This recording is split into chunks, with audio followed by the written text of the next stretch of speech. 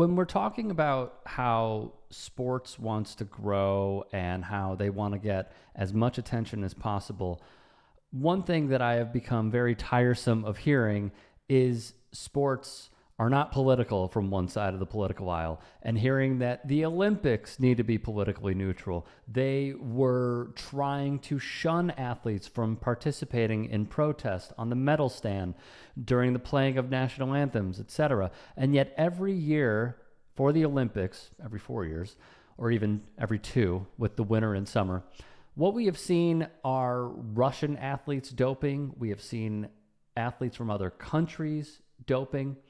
How do politics, cheating, and the Olympics, how are they intertwined for a nation's gain, in your opinion? Well, I think great question. My answer parallels what I just said about the commercialization. I think it is a destruction of the possibilities of what sports can be in a culture to make them subordinate to profit making. But I equally think it to make them subordinate to the political agenda of whatever leaders happen to be the leaders of your country at the time that you're developing your skills or performing in the Olympics. It's awful. It's an awful way of constricting your athletes.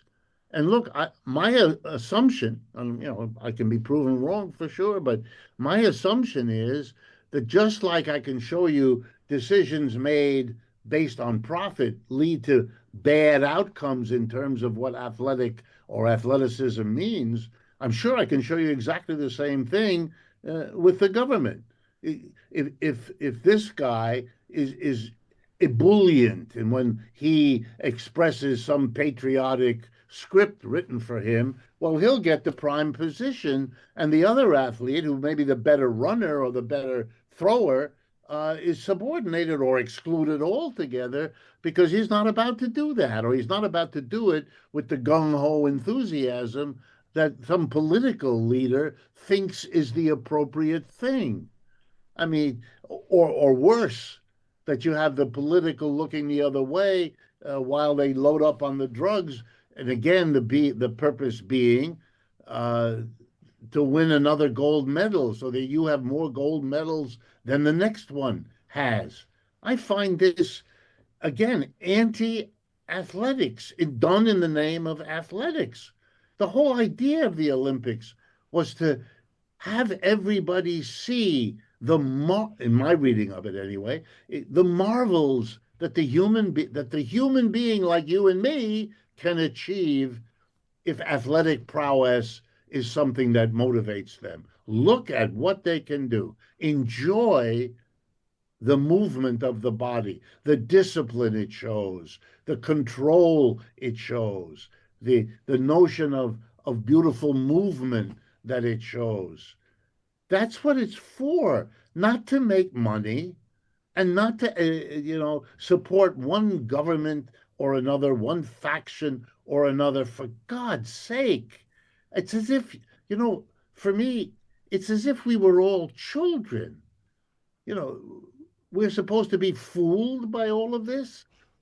We're supposed to get involved, listen to our teacher tell us the Olympics are where you see, the greatest achievement of athletic capability. And then what we're watching is a cheerleading, which is a very different activity. One we ought to be suspicious about anyway. But that's not our job. We don't need a leader cheering or anything else. Give us the beauty of the sports, the commitment of young people, or doesn't have to be young, but particularly young people, to master something that is a human activity, running, jumping, throwing, swimming, whatever it is. And look at what these people have transformed that into an art form, a physical endurance test, a prowess at a certain set of movements.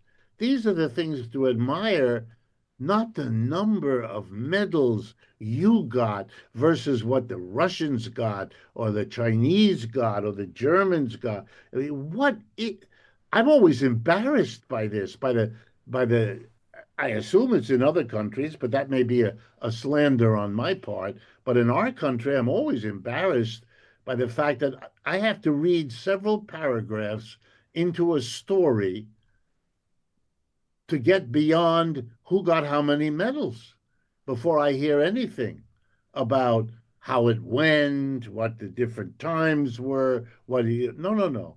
First, I have to hear about medals, and I have to hear about them, about how many we got versus how many they got. You know, I know this is a far-fetched example, but it's what comes into my mind. My wife and I, we had two children. And at the time the children were born, we were in the hospital and in the OBGYN part of the hospital where babies are delivered. And I wanted to participate. So I was in the room with my wife when both my son and my daughter were born. And out comes first, my son was older, and then my daughter. And out they come after the labor. And the nurse who's there catching the baby turns to me and says, "It's a boy." And I look at her and I tried to hold back a certain, I don't know what it is, not anger, but disappointment. Because, of course, I thought, what I want to know, does it have two arms, two legs, 10 fingers, 10 toes? Is it a healthy person? I care about that 500 times more than whether it's a boy or a girl.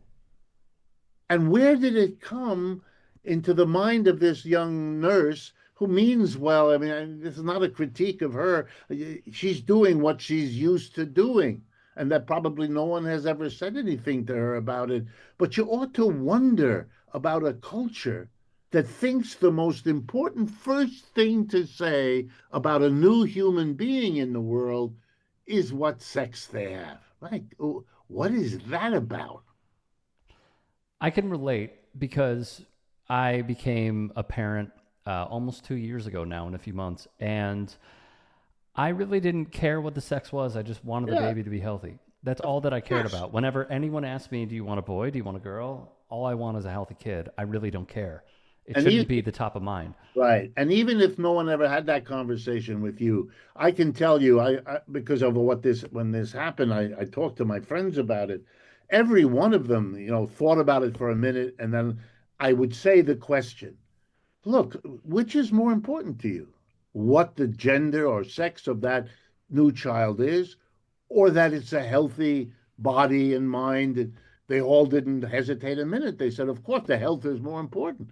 So then I said to them, if we all agree on which is the more important, and thank God we all do, then why are we part of a culture that tells us something else? Why would, this is a nice person. This is a good nurse. She does her job well. What is it motivating her to do something that we all agree is not our first priority? Why is it hers? Mm-hmm. I hear you.